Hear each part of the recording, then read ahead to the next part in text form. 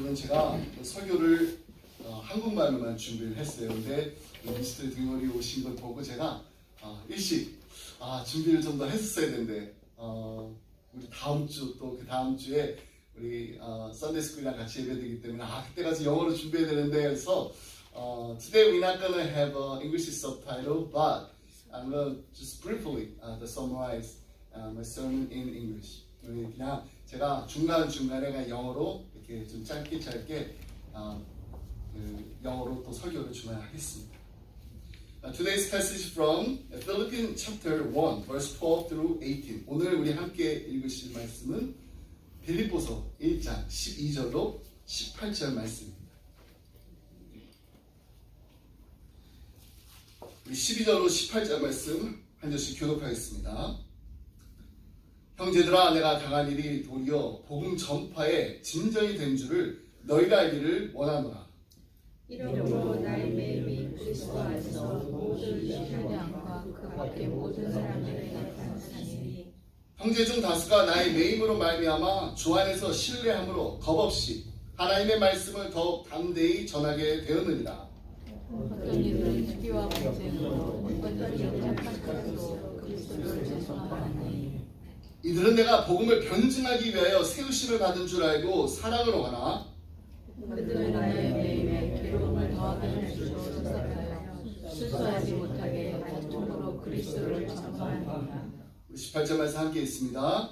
그러면 무엇이냐? 거칠애로 하나 참으로 하나 무슨 방도로 하든지 전파되는 것은 그리스도니 이로써 나는 기뻐하고 또한 기뻐하리라. 아멘. 우리는 이 행복을 결정하는 그 요소 가운데 하나로 환경을 생각합니다.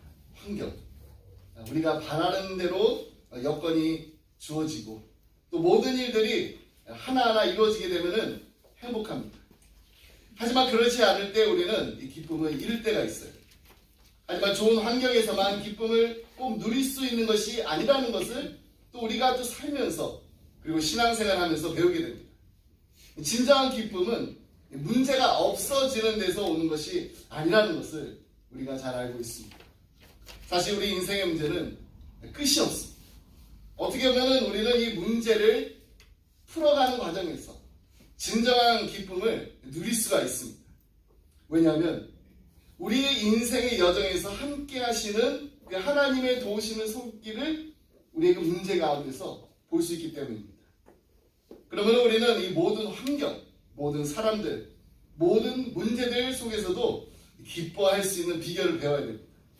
이러한 기쁨은 외적에서 오는 기쁨이 아니라 내적인 기쁨입니다.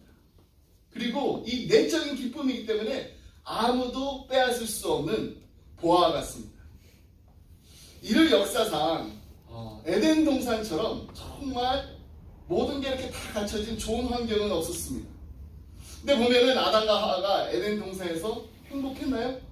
행복했습니다. 진정한 만족을 누렸나요? 만족을 누렸습니다. 그런데 그들이 그토록 이 아름다운 환경 속에서도 하나님께 범죄를 했습니다. 그리고 그들의 죄가 이 에덴 동산까지도 다 파괴해버리고 말았습니다. 모든 게 다 갖춰지면 행복할 것 같은데, 모든 게 다 갖춰지면 만족할 것 같은데 꼭 그렇지 않다라는 것을 우리 에덴 동산에서 볼 수도 있습니다. 근데 오늘 본문에 보니까 바울은요, 에덴 동산같이 모든 게 다 갖춰진 데가 아닙니다. 감옥입니다. 감옥에서도 기뻐하고 있습니다. 깊은 감옥에서 환희에 찬 그 편지를 쓰고 있습니다. 물론 감옥에 있다고 해서 다 바울과 같은 인물이 되는 것은 또 아니에요.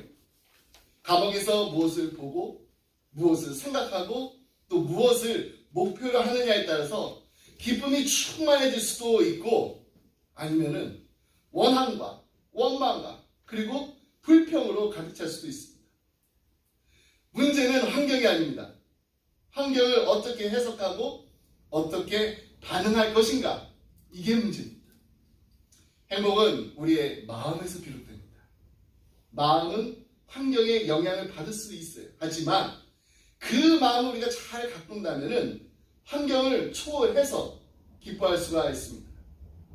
똑같은 환경에서 보면은요, 어떤 사람은 행복을 해요. 근데 또 어떤 사람은 불행합니다. 왜 어떤 사람은 감옥에서도 기뻐하는데 어떤 사람은 모든 것이 다 갖춰져 있는 안락한 환경에서도 우울한 인생을 살아가고 있을까요? 홀로코스트의 생존자였던 빅터 프랭크 이야기를 한 번쯤은 들어보셨을 거예요. 그는 나치 포로 수용소에 끌려가가지고 모든 것을 다 빼앗겨버렸습니다. 독일 병사들은 그에게서 옷, 시계, 결혼 반지, 가지고 있는 그 모든 소유물을 다 뺏어갔습니다. 그러니까 모든 것을 다 빼앗기고 시로라기 하나 걸치지 않고 서 있을 때 그게 단 한 가지 외에는 아무것도 없었습니다. 정말 모든 걸 다 잃었는데 한 가지가 남았어요. 근데 그 한 가지만은 아무도 그에게서 뺏을 수가 없었습니다. 그것은 바로 자신의 마음, 그 자신의 마음의 태도를 선택하는 것, 그거는 뺏을 수가 없었습니다. 이 빅터 프랭크가요, 정신과 의사였습니다. 오스트레일리아 정신과 의사였는데 포로 수용소에서도 그는 나는 불행하지 않겠어, 이 불행하지 않기로 선택을 했습니다. 인생을 포기하지 않고 좌절하지 않기로 선택을 했습니다. 모든 외적 조건에서 불구하고 불행해지기를 거절했어요. 그가 했던 일 중에 아주 자그마한 일이 있었는데 그게 뭐냐면은 유리 조각이 이렇게 있었어요. 그걸 이렇게 주워가지고 이렇게 면도를 하면서 이 삶의 의욕을 이렇게 막 키웠습니다. 꿈을 꾸었습니다. 장차 이 포로 수용소에서 내가 해방되면은 정신과 의사였잖아요. 이 삶에는 분명 의미가 있다. 이 의미 치료를 통해서 사람들을 치료할 거라고 믿었습니다. 그날 그가 이렇게 말합니다. 인간에게서 절대 앗아갈 수 없는 게 하나 있습니다. 그것은 사람이 행사할 수 있는 마지막 자유, 어떤 상황 속에서도 자기의 태도를 선택할 자유입니다. 저는 이 기쁨이 외부가 아닌 우리의 내면에서 온다고 확실합니다. 평온하고 잔잔한 충족감, 긍정적인 자세, 만족해하는 이 태도 같은 것들, 이것은 환경 때문이 아니라 우리의 마음가짐, 우리의 마음가짐의 그 태도에 따라서 달라집니다. 마음에서 나오는 거예요. 오늘 우리가 함께 읽은 본문 말씀에서도 보면 바울은 힘든 상황 속에서도 기쁘게 살기로 결단한 모습을 실제로 보여주고 있습니다. 그러면 그가 처했던 상황을 한번 생각해 보세요. 절대로 기뻐할 수 없는 환경이었습니다. 그는 설교자로서 로마에 가고 싶어 했습니다. 그런데 로마에 가긴 갔어요. 설교자로서가 아니라 죄수로 갔습니다. 그는 로마 시민으로서 공정하게 대우받을 권리가 분명히 있었는데 학대를 당했습니다. 억울한 누명을 썼습니다. 부당하게 체포되었습니다. 로마 시민이 겪지 말아야 될 일들을 겪었습니다. 설상가상으로 이 로마로 가던 중에 배가 난파까지 됩니다. 자기는 정말 희생자라고 불평하면서 어두운 렌즈로 세상을 이렇게 바라보아도 바울의 그 처지를 보면은 누가 뭐라고 할 사람이 한 사람도 없었습니다. 그런데 바울이 이 모든 일을 겪으면서도 결코 투덜대지 않았습니다. 불평하지 않았습니다. 그는 고난을 받으면서도 확신에 차 있었습니다. 다른 사람들의 조롱을 받으면서도, 다른 사람들이 악한 일을 하는 것을 보며 악의를 보면서도 기뻐했어요. 그리고 불확실한 상황 속에도 소망을 잃지 않았습니다. 홀로코스트 survivor Viktor Frankl observed everything can be taken from a man but one thing, the last of the human freedoms, to choose one's attitude in any given set of circumstances. If we pursue happiness instead of choosing joy, will become, as Frankl put it, playthings of circumstance. Our inner peace will be tossed back and forth according to the whim of events beyond our control. But if we choose our attitude, the one basic freedom that cannot be taken away from us, we can choose joy, even in the midst of the coolest of circumstances. I am convinced that joy does not come from without, but from within. A life of calm, peaceful satisfaction, and a positive attitude. A contented spirit. These aren't dependent on circumstances, but on our mindset. In Philippians chapter 1, verse 12 through 18, Paul embodies the decision to live a joyful life in spite of troubling circumstances. Remember who it is we are talking about. Paul wanted to go to Rome as a preacher. Instead, he went as a prisoner. As a Roman citizen, he had the right to be treated with fairness and justice. Instead, he had been mistreated, falsely accused, and unjustly arrested. On top of this, during his journey to Rome, he was shipwrecked. If anybody had the right to look at the whole through dim lens, complaining that he had been victimized, it was Paul. But even through all this, he did not complain. He was confident, despite hardship. He was joyful in spite of others' ill will. He was hopeful, regardless of uncertainties. 우리 12절 말씀을 함께 보겠습니다. 형제들아, 내가 당한 일이 도리어 복음 전파의 진정이 된 줄을 너희가 알기를 원하노라. Let me read the verse 12.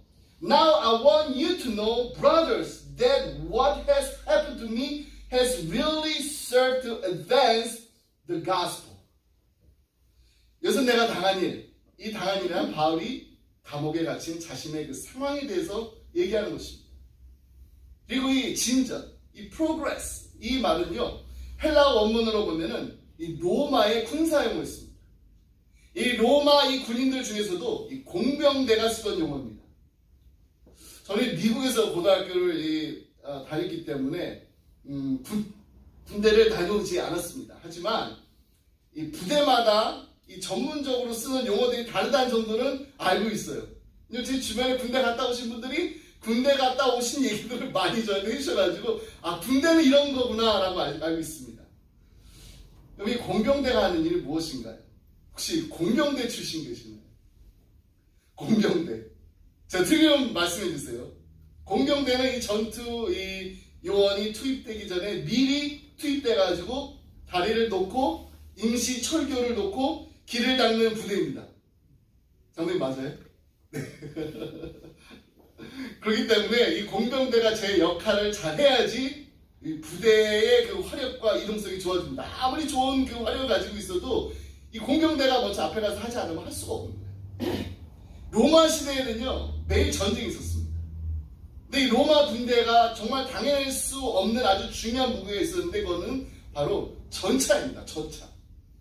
유일하게 바퀴를 이용해가지고 온갖 중무장한 이 화력을 싣고 이동하면서 쏘는 무기인데 어떤 이 막강한 군대도 이 전차 부대를 만나게 되면 그 위력을 당해낼 수가 없었습니다. 그래서 이 전차 부대가 한번 이렇게 지나가게 되면은 그것은 로마 땅이 되는 거예요. 근데 이 전차가 이동을 하려면은 반드시 길을 닦아야 됩니다. 이렇게 길이 닦여져 있어야지 전차가 갈 수 있습니다. 바울이 바로 이 로마 공병대가 쓰던 단어인 진전을 그의 편지에 쓴 거예요. 길을 닦았다는 거. 이 길을 닦았다는 이 말은요, 곧 전차 갈 수 있다는 거고, 전차 가기 때문에 그 간 곳은 로마 땅이 됐다는 겁니다. 당시 로마 제국에 살던 모든 사람들, 이 개념을 너무나도 잘 이해할 수 있었습니다. 길이 가는 곳에는 언제나 로마의 승리가 있다는 것입니다. 투옥으로 이어진 일련의 그 사건들을 보면서 바울은 자신의 그 상황이 복음 전파의 진전이 되었다고 확신합니다. 저 이 말 참 좋아요. 진전이 되었다. 바울은 지금 자신이 차고 있는 이 사슬, 그 사슬이 막 무거워서 막 버거운 그런 어떤 제약이 아니라 제국의 병영을 복음의 메시지를 전하기 위해서 하나님께서 예비하신 확성기로 본 거예요. 확성기. 로마 군인들의 끊임없는 감시를 받으면서 이 투옥되어 있기 때문에 도리어 이것이 복음 전파의 진전이 되었다는 것입니다. 다시 말해서 바울이 이렇게 불행하게 체포되지 않았다면 도달하지 못할 곳이었는데 지금 복음이 침투될 수 있었다는 것입니다. 근데 어디까지 이 복음이 진전되는지 한번 보세요. 13절 말씀입니다. 이러므로 나의 매임이 그리스도 안에서 모든 시위대 안과 그 밖의 모든 사람에게 나타났습니다. 여기서 이 시위대라는 이 특수 부대 이름이 또 나옵니다. 이 시위대, 이 로마 황제를 호위하는 아주 핵심적인 그룹입니다. 독재자 이 황제는요, 이 자신의 그 권좌를 영구히 보존하기 위해서 자기 주변에 아주 사상적으로 이렇게 검증이 된 최고의 엘리트 군인들만을 뽑아가지고 배치를 했습니다. 이 군인들은 그냥 단순히 그냥 창반만 잘 쓰는 건 무인들이 아닙니다. 사상적으로도 로마에서 최고의 엘리트들이었습니다. 근데 바울이 지금 이들에게 잡혀 있습니다. 이것은 로마 정부에서 바울의 그 죄목을 아주 상당히 비중 있게 다뤘음을 의미하는 거예요. 그래서 바울은 중죄인으로 로마의 시위대 뜰 안에 갇혀있게 됩니다. 그런데 이들 시위대의 경비 규칙을 보면은 정말 너무나 전도하기 좋은 그 경비 규칙이 있습니다. 하루에 6명씩 4명이 돌아가면서 교대로 경비를 합니다. 그러니까 하루에 특수한 이 군인들, 이 엘리트 군인 16명이 사도 바울을 감시하고 있는 겁니다. 그러니 바울, 지금 이 시위대 안 감옥에서 24시간 내내 로마의 최고 엘리트 군인들과 붙어 지내는 것입니다. 그럼 감옥에서 바울이 이 군인들과 하루 종일 무엇을 했을까요? 전도하기 좋아하는 이 바울이 이 똑똑한 군인들 가만히 내버려뒀을까요? 절대로 그러지 않았을 겁니다. 보초가 바뀔 때마다 예수님을 전하고 흥미진진한 그의 회심 이야기를 들려줄 기회가 바울에게 주어졌는데 바울이 지금 가만히 있겠어요? 내가 한때 어떻게 예수님을 핍박했는지, 그리스도인들을 핍박했는지, 근데 어떻게 또 주님을 만나게 됐는지, 어떻게 하루아침에 내가 예수님을 대적하는 그 자리에서 복음의 특사가 되었는지, 여기에 대해서 매일매일 나누면서 열심히 전도했을 겁니다.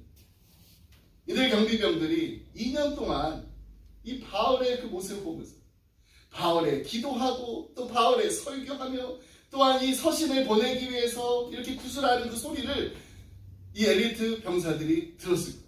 그것도 바로 옆에서. 그러면서 자연히 이들이 원하든 원하지 않든 오직 그리스도 안에서 오직 믿음으로 오직 은혜로 시작되는 이 놀라운 새로운 삶에 대해서 듣게 된 것입니다. 이렇게 복음은 갑옷을 뚫는 화살처럼 제국의 병영에 파고들었습니다. 복음이 로마의 심장부에 꽂히게 된 것입니다. In light of the chain of events leading to his imprisonment, Paul was convinced that his circumstances had turned out for the greater progress of the gospel. I love this word. Greater progress of the gospel.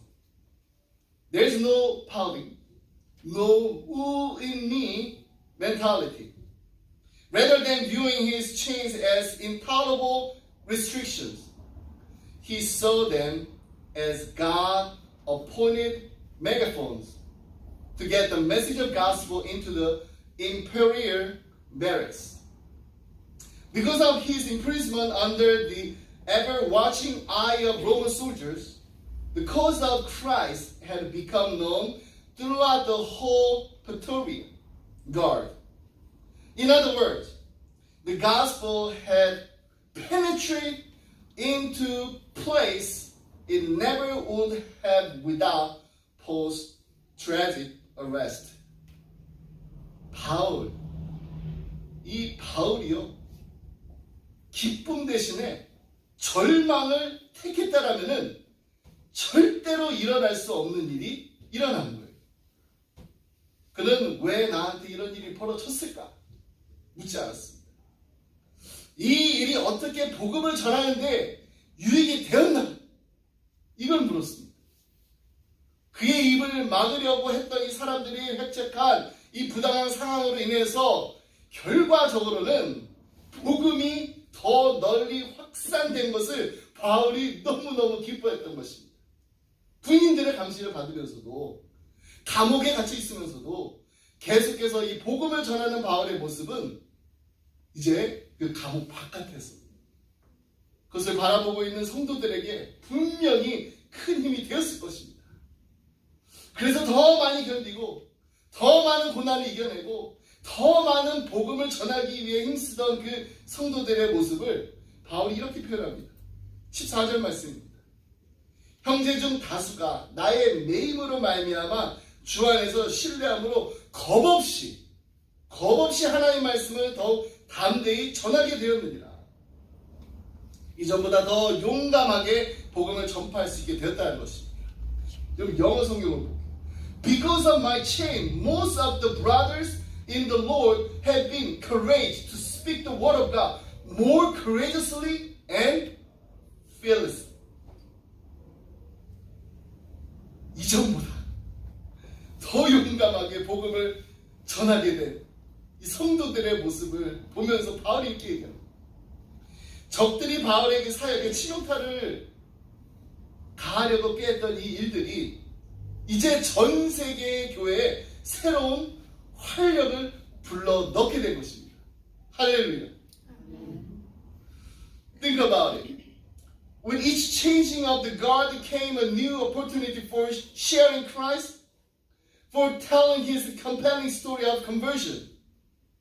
How he was once a persecutor of Christians. How he had met the Lord Jesus face to face. How he had gone forth from enemy to emissary overnight.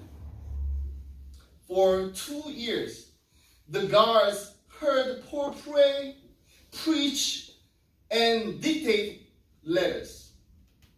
They listened as he conversed with others about the consequences of sins and offer a new start by grace alone, through faith alone, in Christ alone. In this way, the gospel penetrates the imperial barracks like an arrow through armor. None of this could have happened had Paul chosen despair instead of joy. Instead of asking, why did this have to happen to me? He asked, how has this result for God's benefit? He rejoiced that the unfair circumstances that were brought about by those trying to silence him end up amplifying the proclamation of gospel far and wide. 아마도 이 바울이요, 미소를 지으면서 자신의 처지를 돌아봤을 때 생각나는 그 구약의 족장이 하나 있을 겁니다. 바로 요셉입니다. 이 요셉의 말이 떠올랐습니다. 창세기 50장 18절로 20절 말씀. 그의 형들이 또 친히 와서 요셉의 앞에 엎드려 이르되 우리는 당신의 종들입니다. 요셉이 그들에게 이르되 두려워하지 마소서. 내가 하나님을 대신하리이까. 당신들은 나를 해하려고 했으나 하나님은 그것을 선으로 바꾸사 오늘과 같이 많은 백성의 생명을 구원하게 하시려 하셨나니. 이것은 요셉이 오랜 세월 동안 겪었던 고난의 그 과정을 지나면서 그 후에 나중에 자기 앞에 이렇게 다 와가지고 엎드려 있는 그 형들, 이 형들의 그 철회하고 치열한 모습을 보면서 한 고백이에요. 당시 이스라엘과 주변 모든 나라가 다 굶어 죽게 되어 있는 상황에 처해 있습니다. 근데 하나님이 요셉을 준비하셨다는 거예요. 만민을 살리시고 만민에게 하나님의 복을 전하게 하시려고 요셉을 고난의 구덩이가 아닌 고난처럼 보이는 구덩이에 집어 넣으셨던 겁니다. 내가 지난 소년 시절에 알 수 없이 정말 고답했던 그 시간들이 다 하나님께서 이렇게 하시려고 나를 그 어려움 속에 몰아 넣으신 거구나 하면서 요셉은 이제 형들을 보며 자신의 고난에 대한 정리가 된 것입니다. 이거 다 하나님이 하신 거예요. 이런 고백, 인생에 대한 하나님의 주권을 제대로 깨달아야지만 나오는 고백입니다. 이제 바울도 마찬가지였습니다. 그러나 하나님은 철저하게 신뢰했습니다. 하나님만을 온전히 의지했습니다. 하나님은 다 계획이 있으시구나 믿었습니다. 내가 나쁜 짓 한 것도 아니고 하지만 하나님의 일을 열심히 하려고 한 것뿐인데 하나님 왜 나를 지금 이렇게 감옥에까지 넣으셔가지고 아무것도 하지 못하게 하시나요? 지금 감옥 바깥에서 내가 할 일이 얼마나 많은데 나 정말 하고 싶은 거 많습니다. 그거 내 일이 아니고 하나님 일이잖아요. 이렇게 불평도 하고 또 원망도 할 수 있었을 텐데 바울이 그러지 않았다는 거예요. 그는 감옥에서조차도 나는 기뻐하고 또한 기뻐하리라 이렇게 고백할 정도였습니다. 우리 말로 보면은 그냥 시제가 같은 것 같아요. 기뻐하고 또한 기뻐하리라. 근데 원문의 시제는 다릅니다. 그래서 NIV 성경을 보면 I rejoice. Yes, I will continue to rejoice라고 번역되어 있습니다. 무슨 말인가요? 내가 그동안 감옥에 있었지만은 나는 지금 기쁩니다. 그리고 앞으로 어떻게 될지 석방될지 죽을지 나는 모르지만 그래도 앞으로 계속해서 기쁠 것입니다.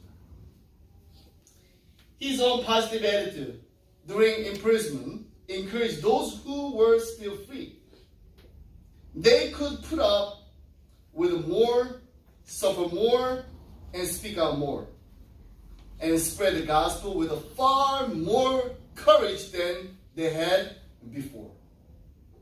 What Paul's enemy had intended as a death blow to Paul's ministry had breathed new life into the church worldwide. I wonder if the words of the ancient patriarch Joseph ever entered Paul's mind as he reflected on his circumstance with a smile. As for me, you meant evil against me, but God meant it for good in order to bring about this present result to preserve many people alive. People who has faith in God, they can boldly say this. And I believe that Joseph did and also Paul did. 여러분, 우리가 세상적인 눈으로 봤을 때 일이 다 잘 돼서 내가 원하는 대로 일이 다 잘 풀리면은 그때 가서 기쁠 수 있나요? 기쁘죠. 근데 만약 그렇게 되지 않는다라고 하면은 우리는 기쁘지 않을 수 있습니다.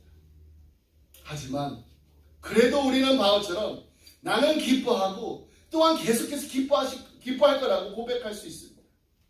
왜냐하면 우리에게는 세상을 보는 전혀 다른, 너무나도 다른 하나님의 눈으로 우리의 환경을, 우리의 여건을, 우리의 문제를 바라볼 수 있기 때문입니다. 바울이 아무리 기뻐한다고 말했다 해도 상황이 나아진 게 하나도 없습니다. 기뻐하면 긍정적인 마인드를 가지고 나아지겠지 아니에요. 그가 감옥에 갇혀 있는 동안 기뻐할 일보다요 사람들 때문에 더 속상한 일들이 벌어지게 됩니다. 15절로 17절 말씀 보겠습니다.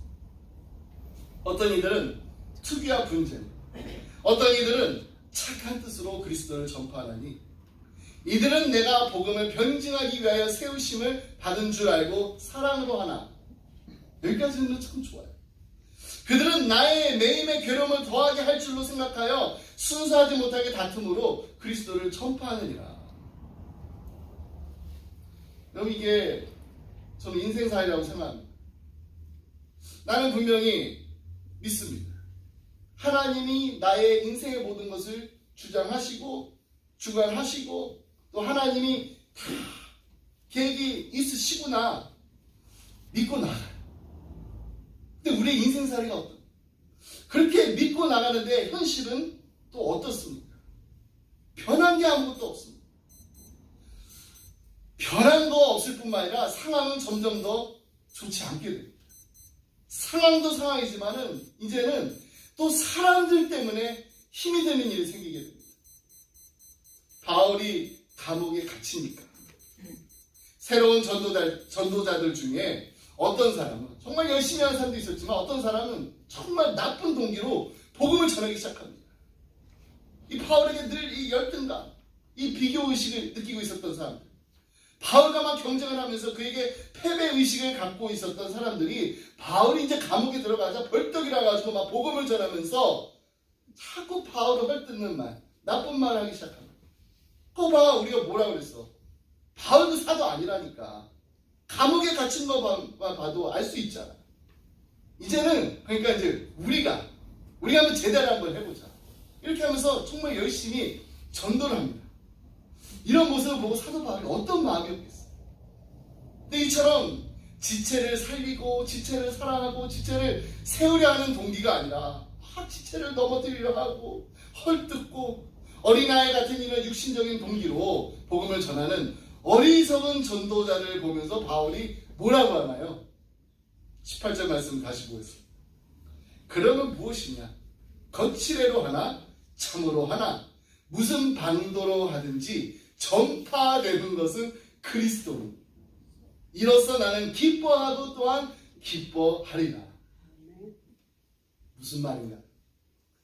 아무려면 어때요? 아무려면 어때요? 예수님만 전하면 되지. 나를 미워서 하든지 좋아서 하든지 그건 아무것도 상관되지 않습니다. 상관없습니다. 예수님만 전하면 됩니다. 이런 복음 전파에 있어서 이런 여유롭고 넉넉한 믿음을 가져야 합니다. 아멘. 근데 우리는 자꾸 그냥 내 책임이 조금만 구겨져도 그냥 내 마음이 그냥 조금만 편하지 않아도 참지를 못합니다. 참지 못하고 자꾸 싸우게 됩니다. 여러분 이 땅에서 우리가 정말 없어질 것을 가지고 이렇게 싸워야 될까요? 영원한 것을 붙들고 살아야 되지 않나요? 영원한 것을 붙들고 정말 절대로 놓치지 말고 사시길 바랍니다. 아멘. 불필요한 상처 받고 사는 게 우리 인생이에요. 그 상처를 받으면서 그 상처를 두고 내 마음에 두고 살지 마시기 바랍니다. 만약에 정말로 필요한 상처라면은 그 상처로 진주를 만드시기 바랍니다. 내가 좀 손해를 봐도 내가 좀 속상해도 내가 좀 억울해도 나는 예수만 전하면 예수만 전할 수 있으면 괜찮습니다. 이런 넉넉한 믿음을 가지길 바랍니다. 내가 정말 이렇게 억울하게 누명을 쓰고 사람들에게 비난을 받고 내 마음이 너무나 속상해도 내가 정말 이렇게 해서라도 그분들과 예수의 사랑을 나누며 살 수 있어서 나는 기쁩니다. 이렇게 말할 수 있는 환경을 초월한 기쁨을 누리는 나에게 상처 준 일을 품고 사는 그래서 그들을 진주로 만드는 우리 모두가 되기를 간절히 소원합니다. 감옥에 있으면서도요 복음 때문에 기뻐했던 바울처럼 우리도 하나님과 복음 때문에 환경과 상황을 뛰어넘는 기쁨을 누리며 살아가는 기쁨의 성도님들이 다 되시기를 간절히 소원합니다. 아멘. Besides being confident even in the midst of hardship, Paul was also joyful in spite of what other people did to harm him. While Paul was stuck under house arrest, he had to count on others to carry on the work of spreading the gospel beyond the cities he and other apostles had already reached. But with Paul stuck in a pit stop, his absence also encouraged others to infringe on his mission field with the less honorable motives. Some began preaching the gospel not because the love of Christ compelled them, but because they saw a gap in the market and an opportunity to do what Paul had done and to get a little of the glory they thought Paul had received. We do not know if Paul had been made aware of some fresh contenders out in the field. Some preaching Christ from envy and strife and selfish ambition, while others preaching with pure motives. In either case, Paul conceived Christ. Christ is being preached. There was the joy that Paul had. Christ was preached. No matter what, no matter who did, Christ is preached.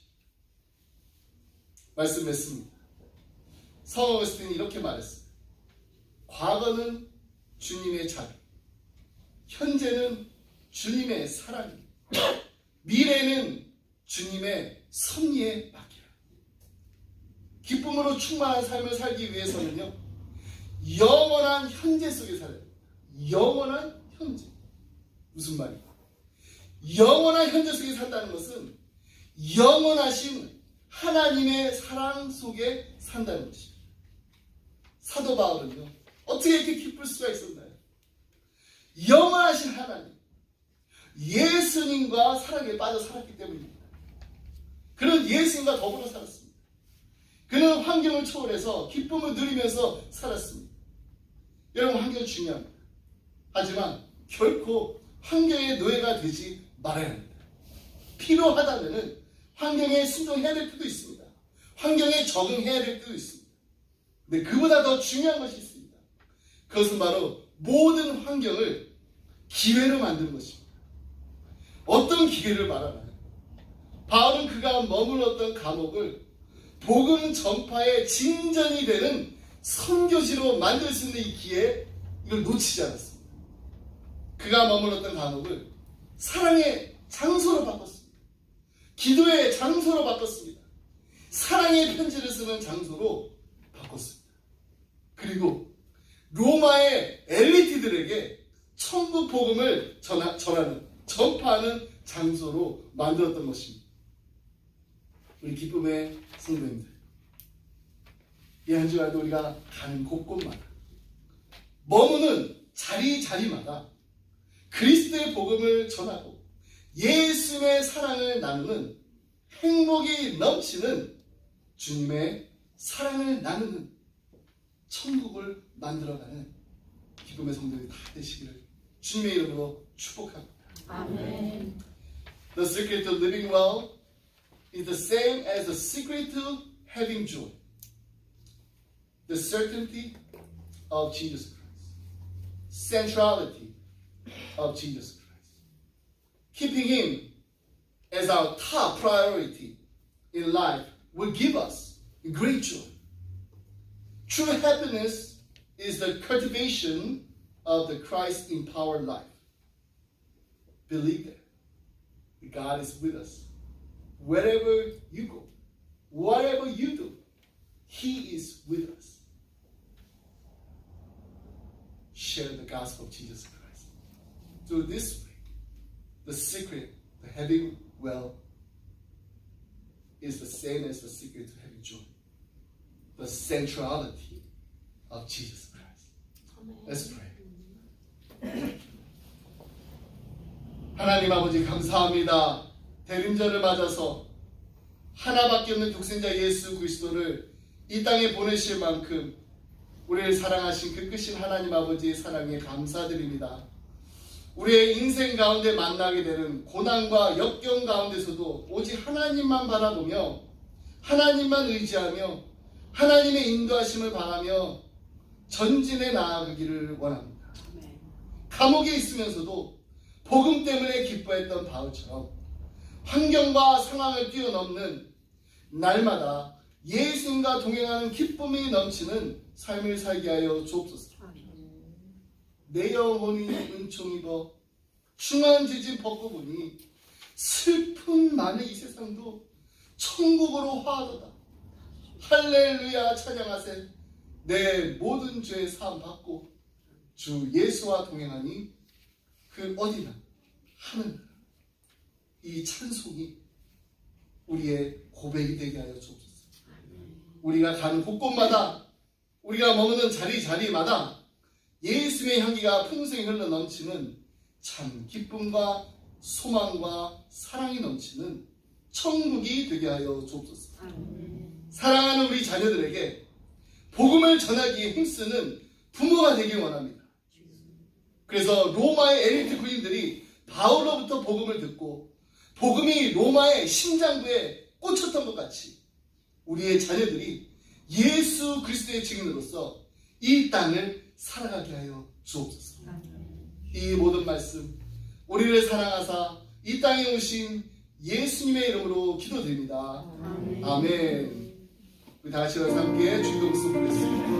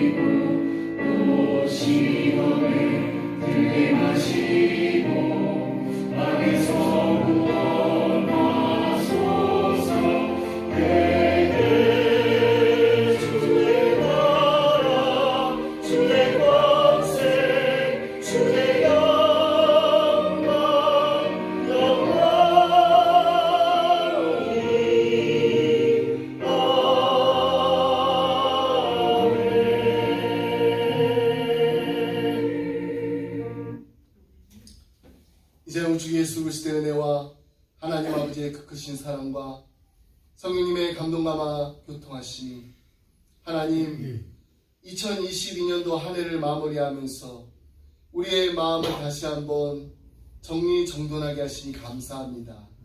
하나님 주님 안에서만 누릴 수 있는 기쁨을 누리며 이 땅을 살아가게 하여 주옵소서. 환경에 구애받지 않고 사람들의 말 때문에 흔들리지 않고 오직 하나님과 복음을 전하는 데 힘쓰는 새해를 맞이할 마음의 준비를 하며 결단함이 이 자리를 떠나는 사랑하는 성도님들과 가정과 생업에 그리고 주님의 몸된 교회 위에 지금부터 영원토록 함께 하시길 간절히 축원하옵나이다. 아멘. 아멘.